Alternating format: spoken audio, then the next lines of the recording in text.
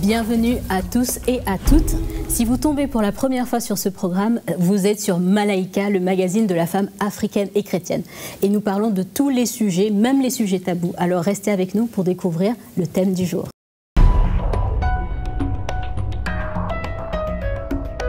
Donc voilà, nous parlons aujourd'hui de mari de nuit. Je suis sûre que vous qui nous regardez, vous n'avez plus besoin d'explications, mais on va quand même rentrer dans beaucoup plus de détails en tant qu'enfant de Dieu, en tant que chrétien. Est-ce qu'on peut vivre ce phénomène? Est-ce que c'est normal? C'est une attaque de l'ennemi ou pas? On va répondre bien sûr à ces questions avec Mama Audrey comme d'habitude. Un sujet assez épineux. Oui. Compliqué. Compliqué, oui. On va essayer de voir qu'est-ce qu'on peut apporter comme lumière. C'est ça, c'est ça. Et justement, nous avons Mama Janine qui nous vient tout droit de Kinshasa, qui va nous donner un petit peu le feedback du terrain, ça, le témoignage des femmes qui vivent justement cette situation. Exactement, et ce sont des témoignages quand même, comme disait Mama Audrey, c'est quand même assez épineux. C'est ça. Et Magali, bon, je sais que chez nous en Afrique, on n'a plus vraiment besoin de définir, mais est-ce que tu vas nous donner un peu de définition? C'est bien pour les téléspectateurs qui ne connaissent pas le phénomène de pouvoir le définir et puis aussi un peu de contexte, comme d'habitude. Ah, merci beaucoup Magali. Donc justement, Mama Audrey n'est pas venue seule sur le plateau cette fois-ci. C'est très cool d'avoir Mickey avec nous ce soir. Ah, Pasteur Mickey, en tout cas, merci beaucoup d'avoir fait le déplacement, d'avoir pris le temps d'être avec nous pour parler de mari de nuit. Ouais, au fait, je commence à m'habituer. Je commence à m'habituer avec entouré de femmes là. Mais bon, autour du feu. Ouais. On va faire avec. Très content d'être là. Voilà, et ça va chauffer justement tout à l'heure avec ce sujet, Mama Audrey. Mais avant tout, on va passer à la rubrique de Mag.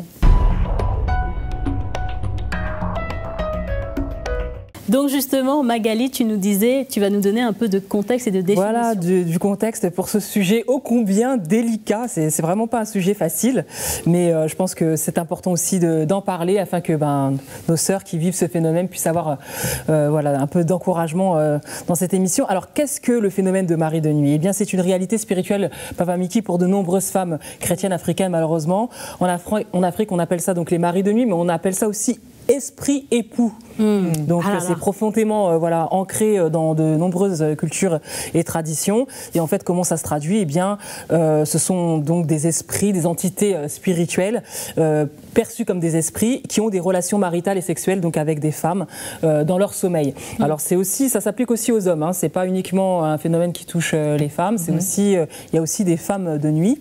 Donc il y a deux cas de figure pour ce sujet, Papa Mickey. Il y en a qui disent vivre le phénomène en étant né de nouveau. Elles se disent converties, donc c'est un souci justement, parce que c'est perçu comme une attaque de l'ennemi et ça se traite par les prières de délivrance. Et il y a une autre école où ce sont des personnes qui ne sont pas vraiment converties, qui sont dans les églises on and off, comme on dit un peu en anglais, pas de manière, ils viennent pas à l'église de manière régulière, Maman Audrey, et donc du coup elles mélangent chrétienté et un petit peu d'autres pratiques. Culture. Voilà, culturelles et sûrement occultes, et elles vivent aussi donc ce phénomène. Il faut savoir aussi qu'il y a ce phénomène ça fait 2 fois que j'ai le mot phénomène, mais toutes les doctrines chrétiennes actuelles qui mettent, Papa Mickey, en avant l'activité d'esprits maléfiques qui en veulent aux chrétiens. Et même le chrétien né de nouveau. Il y a énormément de pasteurs qui prêchent cela, et beaucoup de pasteurs aussi qui sont convaincus que les chrétiens peuvent être attaqués spirituellement dans leurs rêves, n'importe comment, pas seulement avec les épreuves, mais aussi avec des activités sataniques telles que les maris de nuit. Alors je vais faire un petit topo aussi pour comprendre un peu ce phénomène. Donc c'est considéré comme des esprits, des démons dans les églises. Elles s'attachent à une personne pour diverses raisons. Ça peut durer un laps de temps, mais ça peut durer aussi pas mal d'années. Il y a beaucoup de femmes qui vivent cela sur du long terme. Les pasteurs l'expliquent par des malédictions ancestrales ou des pactes volontaires. En tout cas, c'est ce que j'ai pu lire. Et ces esprits sont vus comme une cause de divers problèmes, donc l'infertilité, les difficultés matrimoniales et la mauvaise fortune, etc. Donc les manifestations et les symptômes, pour que tout le monde puisse comprendre un petit peu, eh bien, les victimes rapportent en fait donc des expériences de relations sexuelles avec cette entité spirituelle et des sensations de présence pendant la nuit. Et ça impacte énormément leur vie quotidienne, Papa Mickey, parce qu'en fait ça entraîne des troubles, tout simplement, du sommeil, une détresse émotionnelle, parce que les femmes qui vivent ça, elles savent pas où se tourner et souvent elles vont se tourner vers les mauvaises choses. Ça va être tout ce qui est délivrance, guérisseur, mais ça va également aussi contribuer à leur manipulation psychologique, parce qu'il y a on utilise beaucoup ces esprits pour les contrôler, la peur, et les inciter à des comportements un petit peu irrationnels et à des dépenses vraiment excessives pour obtenir une délivrance et pour sortir de cet état. Et ce que j'ai pu lire aussi, c'est qu'il y a énormément de superstitions et de pratiques qui entourent ce phénomène. On encourage dans certaines églises, moi j'ai lu des articles vraiment qui en parlent, où on achète des objets, des bracelets, un peu comme des talismans, mais ça c'est dans les églises, des vétiges, pour protéger en fait ces femmes de ces esprits. Donc c'est très compliqué comme sujet et c'est bien qu'on en parle dans cette émission pour voilà. Vive Malaika. Vive Malaika, c'est une émission d'utilité publique. Bon, on est quand même content que c'est Papa Mickey qui réponde aux questions. Tout à fait. On va essayer. Voilà, exactement. Justement, Maman Janine, qu'en est-il à Kinshasa concernant, bien sûr, ce phénomène qu'on n'explique plus de Marie de nuit? À Kinshasa, il faut savoir qu'il y a des pasteurs, Papa Mickey, qui se sont spécialisés dans ce type de délivrance. Donc, ils appellent ça Marie de nuit, comme tu l'as dit, époux... esprit époux. Esprit époux ou obsession démoniaque sexuelle. Donc, il y en a qui ont vraiment pignon sur rue et que lorsque les femmes sont atteintes de cela, ils vont les voir et ils ont des séances de délivrance, etc. Mais dans tous les témoignages, Maman Audrey, que j'ai pu avoir des femmes qui sont victimes de cet état de Marie de nuit, elles sont vraiment épuisées. Elles sont épuisées et elles disent que physiquement c'est fatigant et c'est puissant et elles sont vidées en fait. Et j'ai rencontré notamment une d'elles qui est sous l'emprise d'un mari de nuit depuis des années et elle me dit avoir sillonné des églises pour chercher sa délivrance. Donc elles sont vraiment en quête de délivrance. C'est pas comme si c'était quelque chose d'amusant pour elles. C'est vraiment, elles sont fatiguées. Et malgré tout, elle n'a pas réussi à obtenir sa délivrance et elle est arrivée à un point où elle était physiquement, moralement épuisée et elle est chrétienne, elle est née de nouveau mais c'est un problème qui perdure. Et elle ne sait plus comment faire et moi j'étais personnellement très, très touchée par sa situation parce que elle est dépourvue de solution. Et elle pense même pas qu'elle pourrait être délivrée. Alors j'ai rencontré aussi une autre personne, Maman Audrey. Elle est chrétienne aujourd'hui, mais elle a connu ce phénomène quand elle était encore dans le monde. Donc elle avait regardé un film à la télévision, un film américain, que sais-je, de science-fiction, qui parlait justement d'une femme qui était visitée par une entité nocturne et qui avait des relations sexuelles avec cet esprit. Et quelque temps après, elle a commencé à ressentir dans son corps et dans son sommeil comme si elle était visitée et qu'elle avait, elle avait des rapports sexuels aussi avec une entité spirituelle. Et elle a vécu comme ça pendant un certain temps. Et un jour, sa maman, qui savait qu'elle souffrait de ça, l'a emmenée à une veillée de prière. Et pendant la veillée de prière, le pasteur a eu une parole de connaissance. Il a dit, le Seigneur te délivre du mari de nuit aujourd'hui. Tu es là dans la salle et le Seigneur te délivre du mari de nuit. Et depuis ce jour, Papa Mickey, elle n'a plus ressenti aucun symptôme. Elle a vécu vraiment une délivrance totale et complète. Donc ça, c'est quelque chose... Maman, je ne sais pas, Maman Janine, quand je t'entends parler de cette sœur qui cherche la délivrance, peut-être qu'elle cherche la mauvaise chose, qu'il ne s'agit pas d'une délivrance, qu'elle doit, elle, mener son combat et résister l'ennemi qui l'attaque et qui s'attaque à elle. Puisque quand tu es chrétienne, la Bible te dit, soumets-toi à Dieu et résiste au diable et s'enfuira. Puisque la délivrance, il s'agit de quelqu'un qui est possédé d'un esprit. Or, une chrétienne ne peut pas être possédée d'un esprit. Donc, il y a probablement, elle doit prendre sa position dans l'esprit, je ne sais pas ce que Mickey va dire dessus, mais et prendre sa position et ne pas accepter cette chose et ne pas d'accepter cet esclavage et cette domination sur sa vie. Maintenant, est-ce qu'elle a ouvert une porte? Je ne sais pas. Mais elle peut quand même résister et demander au Seigneur de lui montrer s'il y a quelque chose. Mais justement, j'embraye sur ce point, Maman Audrey, pour la question à Papa Mickey qui est la suivante. Est-ce que les chrétiens, enfants de Dieu, nés de nouveau, peuvent vivre vraiment ce phénomène? Écoute, en écoutant un peu tout ce que vous avez dit, et sur ce sujet, qui était très inquiétant, mais en même temps, ça me fait penser un petit peu à l'Église. L'Église, un lieu de refuge, un lieu où on entend de Dieu, où le Seigneur nous parle, où le Seigneur nous nourrit, nous fait grandir. J'ai l'impression qu'il y a tellement de choses dans l'Église, comme quoi que c'est comme si que l'Église n'a pas de solution. Que l'Église est en train de tourner en rond avec tellement de problèmes où on ne trouve pas de solution. Ouais. Alors, cela nous emmène à réaliser aujourd'hui que la chrétienté, le chrétien qui se soumet à Dieu, Audrey a bien dit, soumettez-vous à Dieu, et qui marche dans la lumière, et qui ouvre sa vie à ce que le Seigneur veut faire en lui, je ne vois pas personnellement comment l'ennemi puisse venir, allons dire, l'emmener dans cet état. L'apôtre Jean nous dit clairement que quand quelqu'un est en Christ, le malin ne le touche pas.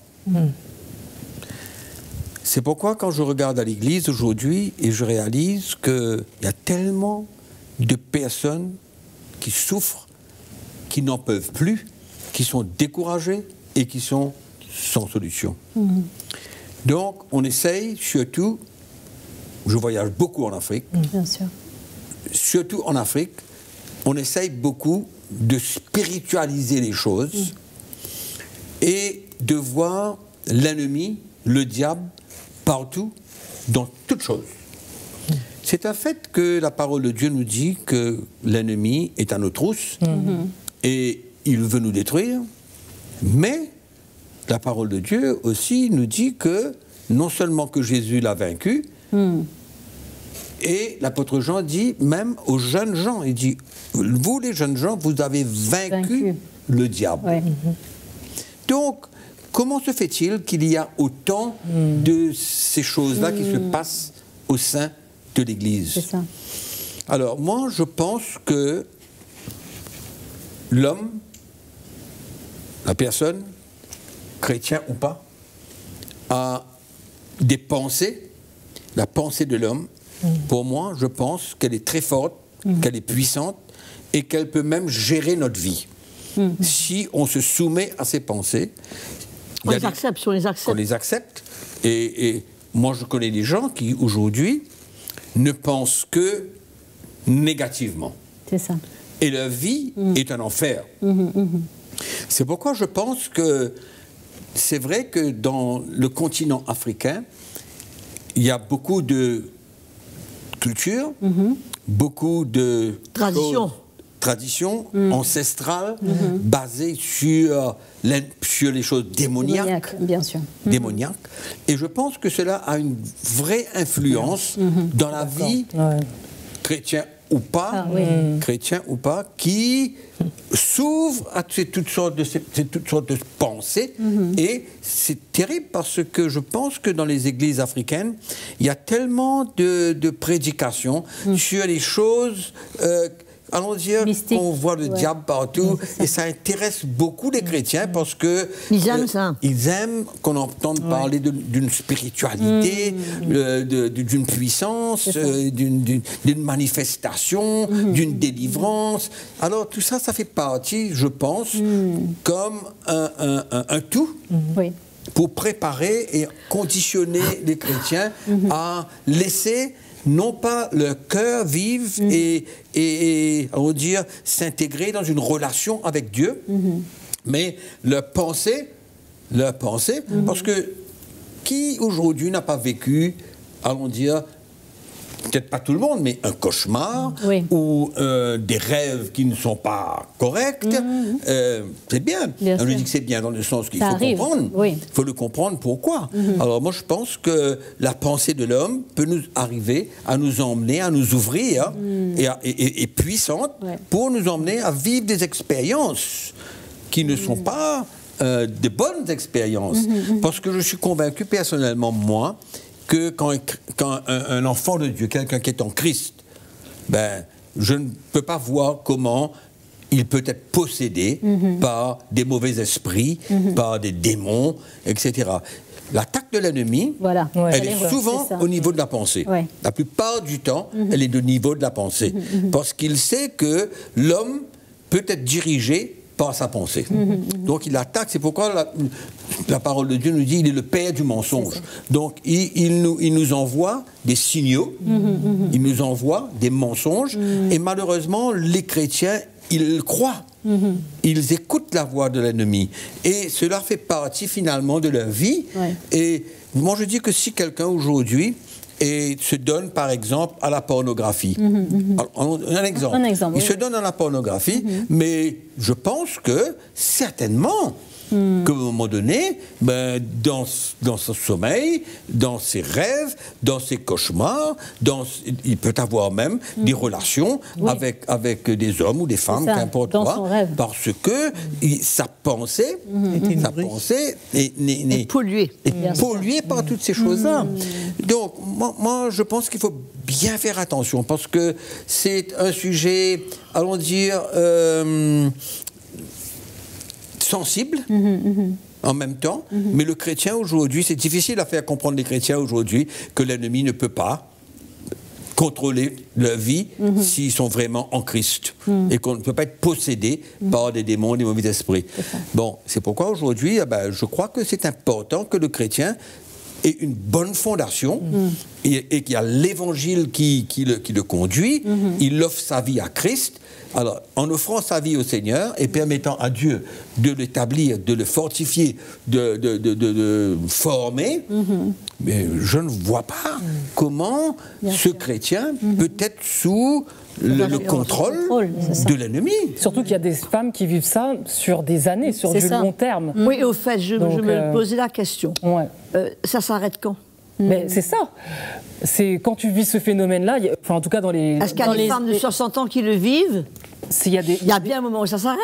Est-ce que c'est les gens qui sont toujours actifs sexuellement qui vivent ça et à un moment donné, ça meurt ? Puisque je pense que c'est quand même étrange que quand on entretient un phénomène et qu'on arrive à y croire, ben quand ça nous arrive et qu'on est prédisposé à cette chose, on est conditionné, ça peut nous arriver et on y croit. Et ça peut arriver, même comme disait Mickey, de nos pensées, peut-être un jour, je sais pas moi, qu'est-ce qui s'est passé, est-ce qu'on a ouvert une porte, je peux pas dire, on a vu un film, peu importe. Mais c'est sûr que, étant donné que ça plane, que c'est quelque chose de commun, et c'est déjà accepté comme une vérité. C'est ça. Et comme quelque chose de réel, en plus, c'est prêché dans les églises. Ouais, c'est ça, ça c'est très bien dit. Des fois, c'est entretenu. Parce que les thèmes qui sont prêchés dans les églises aujourd'hui, c'est autour de la sexualité, c'est autour des relations en couple, et quelquefois, on peut entendre des choses. Franchement, je ne sais pas comment est-ce qu'on peut prêcher des choses comme ça. Comment est-ce et finalement, les gens qui sont là, ils peuvent même visionner des choses pendant que le prédicateur parle. Oui, pendant que le pasteur des semences parle, qui sont semées dans la pensée. Il peut tout de suite avoir une image de ce qui peut se passer, comment ça se passe, quelle manière, quand, qu'importe quand. Je ne vais pas rentrer dans les détails, mais c'est fort. Étant donné que c'est déjà accepté et perçu comme quelque chose de réel, et que même en tant que chrétien, tu penses que c'est possible que tu sois possédé. Or, déjà, c'est pas la sainte doctrine, puis en tant que chrétien, tu ne peux pas être possédé. Que l'ennemi t'attaque, oui, c'est possible. C'est sûr que l'ennemi peut t'attaquer dans tes pensées, dans ton corps. Il y a plusieurs manières que l'ennemi peut nous attaquer. Mais je me rappelle, quand on faisait école biblique, on avait un exemple qui nous disait on ne peut pas empêcher un oiseau de voler autour de votre tête, mais vous pouvez quand même l'empêcher de faire un nid dans vos cheveux. C'est-à-dire, l'ennemi peut m'attaquer avec une pensée, mais si je résiste cette pensée, ça s'arrête là. Mais si je l'entretiens, si je l'entretiens et je l'accepte, à partir de ce moment, ça pose un réel problème. Tu l'entretiens par toi-même, personnellement, et Après, puis quand le pasteur t'en veut venir avec. Voilà. Il nourrit aussi. Et en plus, pour te dire que Il te nourrit avec ça. et il te dit que tu as besoin de délivrance si tu as ça. Oui. Ça. Donc, si tu as ça, ça veut dire que c'est normal que tu aies ça. Tu n'es pas la seule à avoir ça. Ça arrive à beaucoup d'autres sœurs comme toi et même à des frères comme toi. Mais c'est OK. Si tu me portes de l'argent, si tu me portes je sais pas quoi, ben, tu pourrais être délivré. Ben, donc, la personne, là, elle est scellée dans son mensonge. Elle ne s'en sort plus pour elle. C'est devenu vérité. Une réalité. La chrétienté est une vie de victoire. Amen. Christ a tout accompli pour nous. Il suffit pour nous de faire la volonté de Dieu, de l'obéir, de prendre notre croix, de permettre à Dieu de nous former, de nous établir, de nous construire à son image. Et je ne pense pas que l'ennemi, avec ses attaques, puisse arriver à prendre le contrôle de la vie d'un chrétien. C'est pourquoi il y a beaucoup d'évangiles dans le monde, il y a beaucoup de pasteurs qui prêchent n'importe quoi, mais qui ne construisent pas la vie du chrétien. Alors, quand le chrétien n'est pas construit, il devient vulnérable. Il devient vulnérable, il écoute, il entend, et ça nourrit beaucoup de choses en lui. Beaucoup de choses en lui, et qui l'emmène dans une situation, dans un état où, comme je viens de dire, il est vulnérable, et en même temps, pour remettre l'accent là-dessus, la pensée de l'homme, on n'arrive pas à comprendre comment la pensée de l'homme peut le contrôler. Est-ce que justement, le fait que certains de nos pasteurs en Afrique entretiennent cette notion-là, ça n'entretient pas aussi certaines de leurs doctrines et aussi parfois un business? Parce qu'il y a tout un business de délivrance avec des choses que Magali disait, des talismans à acheter, des choses pour pouvoir se protéger. De l'huile, pourquoi pas? De l'huile, oui, c'est ça, Pourquoi c'est pas ça, de l'huile? pour pouvoir se protéger, parce qu'on sait que l'une des craintes qu'on a localement, c'est que le diable attaque.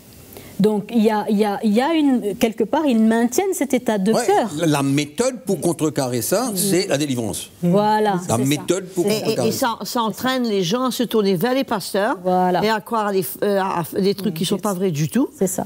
Et finalement, ils deviennent l'objet et les esclaves. C'est ça. C'est triste. Mais c'est amusant, puisque tu disais tout à l'heure qu'on s'est connu comme ODS. Oui. Non mais, réalisez un peu, tu as OCD, tu as tous les termes, maintenant ça arrive à être ODS. Mais ce n'est qu'en Afrique qu'il n'y a qu'ODS. Enfin, on n'a pas vérifié ailleurs, hein. Je ne sais pas, je ne sais pas. C'est vrai je ne qu'on sais pas. regarde sur Internet, c'est quand même un phénomène qu'il faut réaliser. Obsession démoniaque sexuelle, c'est quand même... Non. Je voyage J'ai vu aussi en Amérique en Afrique. En Amérique latine. Je connais un peu les choses qui se passent. Mais la culture, les choses ancestrales, et la manière de vivre, ça, on dirait ça, mais ouvre une porte. C'est ça, c'est ça. Et je ne dis pas en général, je dis en général, je ne dis pas pour tout le monde, mais le chrétien, il aime. C'est ça. Il aime tout ça. Il prend plaisir à ça. Il prend plaisir à tout ça. Il y a une recherche. Alors, mais il faut un évangile, qui est clair. Il faut construire le peuple de Dieu. Il faut attirer leur cœur vers Jésus. Et il faut qu'il soit spirituellement fort, comme Paul le dit, afin de pouvoir contrecarrer les plans de l'ennemi. C'est ça. Alors, la solution, c'est quoi? C'est pas aller chercher de la délivrance, c'est pas aller payer pour qu'on puisse avoir de l'huile. Voilà, c'est ça. Mais c'est fortifiez-vous dans le Seigneur et dans sa force toute puissante afin de pouvoir tenir ferme dans le mauvais jour. C'est ça la clé. Mais malheureusement, beaucoup d'églises ne sont pas des églises, mais sont des clubs, sont des associations, sont des boutiques, sont tout excepté d'une église, malheureusement. On parle le reste, là, le sérieux. C'est pourquoi les pasteurs ont besoin de complètement se recycler. Complètement, et arriver à comprendre qu'il y a un évangile qui construit les gens afin que le peuple de Dieu n'ait pas peur de toutes ces choses-là. On ne doit pas avoir peur de toutes ces choses-là. Et ce qui est triste, on vit au-dessus de tout cela. Ce qui est triste, Mickey, c'est quelqu'un qui arrive dans l'église, en disant dans le monde, elle a vécu les maris de nuit. Mais tu arrives dans l'église, tu devrais pouvoir être libéré de ça. Tu devrais, maintenant que tu as l'évangile, tu as le ciel, mais non. On te dit que c'est normal et que dans l'église aussi, ça veut dire que l'église n'est plus une solution. Que dans l'église aussi, c'est rempli de femmes qui vivent les maris de nuit. Alors, moi je veux dire une dernière petite chose, simplement. On essaye d'emmener une solution en emmenant quelque chose de pire. C'est ça. C'est-à-dire, tu veux prier pour cette femme ou cet homme, mari de nuit, femme de nuit, à travers un système. Voilà. Un système, comme tu as dit tout à l'heure, là, on emmène toutes sortes de fétiches, etc. Il y a tout un mélange. Donc, on veut libérer quelqu'un par quelque chose qui... Il n'y a pas de force, il n'y a pas de vie, il n'y a rien dedans. Alors, finalement, tu t'entraînes d'empirer tout. C'est ça. Et c'est pour ça qu'elles sont finalement fatiguées. Exactement. Ils sont détruites. Les femmes sont détruites, les hommes sont... Je ne sais pas comment ils sont, mais... Bah oui, et surtout qu'un enfant de Dieu qui est né de nouveau, Papa Mickey peut-être va me confirmer, au nom de Jésus, tout genou fléchi et toute langue confesse qu'il est Seigneur, et donc il a l'autorité suprême sur tout être démoniaque. Il a une autorité dépendant de son style de vie, la qualité de sa vie, dépendant de son état spirituel. Autrement, ça devient une théorie et une technique. Alors, tu vis comme tu veux, tu fais ce que tu veux, après tu essayes d'utiliser l'autorité que le Seigneur t'a donnée. Non, mais ça ne va pas marcher, ce truc-là. Ça ne va pas marcher, c'est pourquoi on a besoin d'un évangile qui construit. Justement, Mama Audrey, avant qu'on arrive au mot de la fin, où est-ce qu'on peut trouver cet évangile dont Papa Mickey parle depuis? Moi, mon mot de la fin, c'est le retour au vrai évangile et à l'évangile simple. Et que ces gens qui connaissent le Seigneur, qui sont dans cette situation, qu'ils se lèvent dans l'esprit et qu'ils disent à Satan, ça suffit. Comme on dit en anglais, no more. Assez. C'est bon, je ne veux plus et je te résiste. Et résister à l'ennemi et à comprendre et accepter le fait que c'est pas normal. C'est ça. Et que ce truc de ODS, c'est pas normal et c'est pas le plan de Dieu pour eux, c'est pas la volonté de Dieu pour eux et qu'elles doivent se lever dans l'esprit et dire non, ça suffit maintenant. Que les pasteurs adoptent, ils disent ce qu'ils veulent. Mais c'est vrai qu'il faut retourner à l'évangile simple. Il faut un évangile qui pose un fondement solide dans la vie du chrétien. Et il va tenir contre toute marée.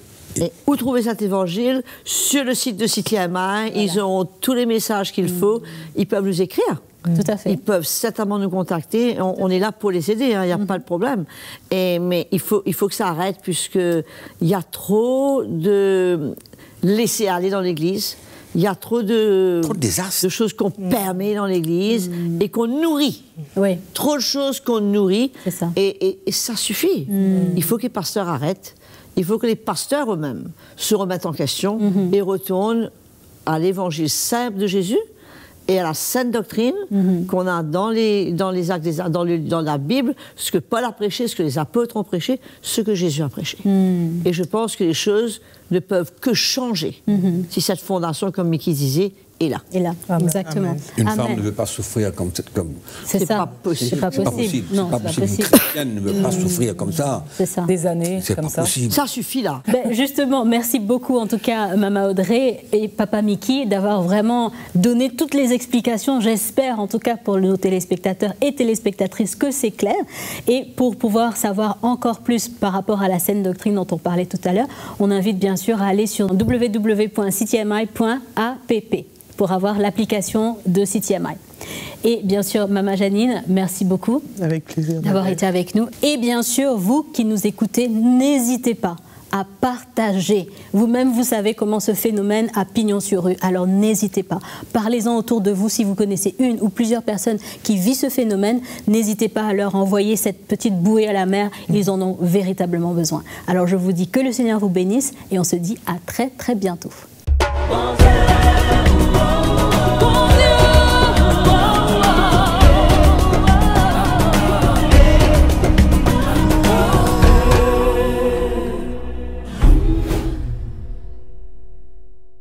Merci d'avoir été avec nous sur Malaika. Si vous avez aimé ce programme, n'hésitez pas, abonnez-vous à notre chaîne YouTube Malaika et n'hésitez pas à cliquer sur la petite cloche pour avoir les notifications et être ainsi informé des nouvelles parutions de Malaika. Nous vous invitons aussi à partager le programme autour de vous pour bénir quelqu'un avec Malaika.